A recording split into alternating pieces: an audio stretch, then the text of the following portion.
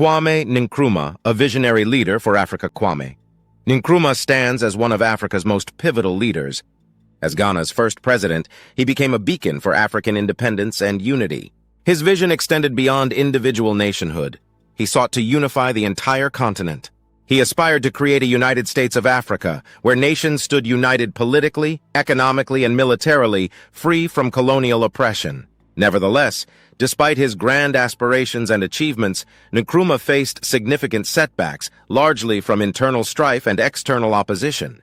This essay delves into Nkrumah's journey, his vision, the reasons behind his failure, and Western influence in his decline. Who was Kwame Nkrumah? Born in 1909 in the British Gold Coast colony, now Ghana, Nkrumah received his education there and in the United States. He attended Lincoln University and later the University of Pennsylvania, where his Western education ignited his revolutionary ideas. His growing awareness of colonial exploitation significantly shaped his outlook. While studying in the U.S., Nkrumah engaged with the African independence movement. Influenced by leaders such as Webb Du Bois and Marcus Garvey, he embraced Pan-Africanism, advocating for unity among Africans on the continent and abroad. This movement laid the groundwork for his political philosophy. Nkrumah's vision for Africa and Nkrumah's aspirations for Africa were both ambitious and transformative.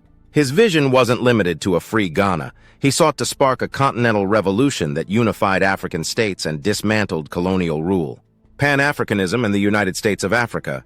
Nkrumah, a devoted Pan-Africanist, believed true independence could only be achieved through unity among African nations.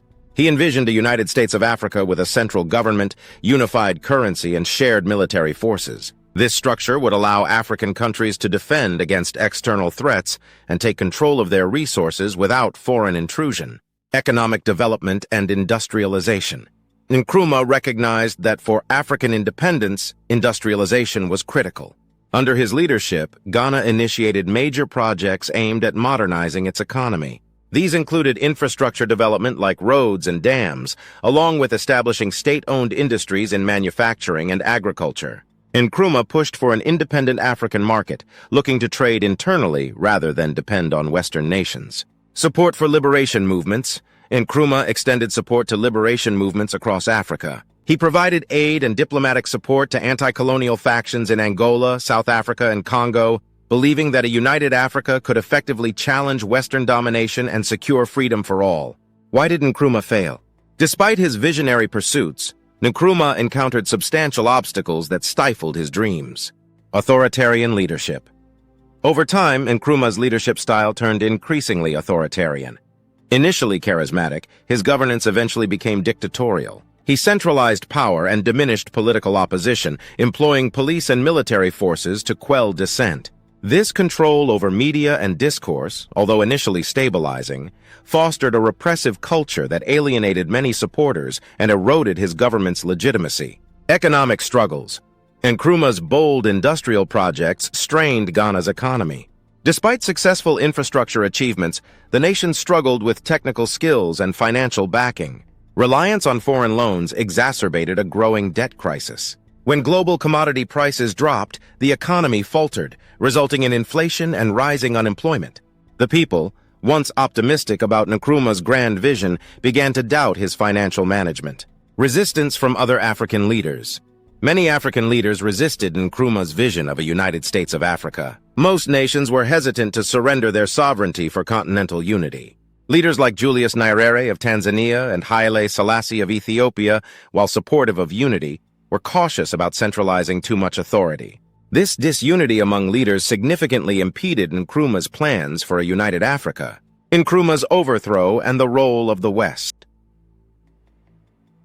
In 1966, during Nkrumah's diplomatic visit to Vietnam, a military coup upended his government in Ghana. This coup, coordinated by military officers and police, received backing from the CIA and Western powers concerned about Nkrumah's socialist approach and his bonds with the Soviet Union and China during the Cold War. Nkrumah's anti-imperialist position, along with his stand against Western economic dominance, made him a target.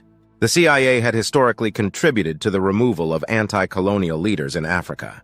Nkrumah's government was perceived as a threat to Western interests, making his overthrow a result of both internal discontent and foreign intervention. Following the coup, Nkrumah went into exile in Guinea, where he continued advocating for his vision of Africa until his death in 1972 from prostate cancer. Nkrumah's achievements. Despite his fall, Nkrumah's legacy remains impactful. His significant accomplishments include independence for Ghana.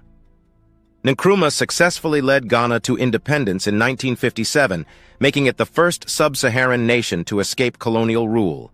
This paved the way for other nations seeking freedom. Pan-Africanism. Nkrumah's dedication to Pan-Africanism inspired numerous leaders and movements across Africa. He was crucial in forming the Organization of African Unity, OAU, in 1963, which ultimately led to the African Union, AU. Infrastructure and education.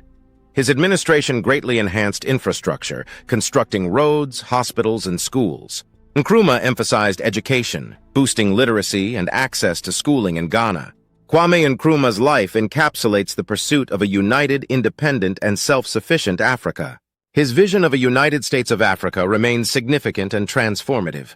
However, issues of governance, economic hardships, and Western interventions significantly contributed to the downfall of his aspirations.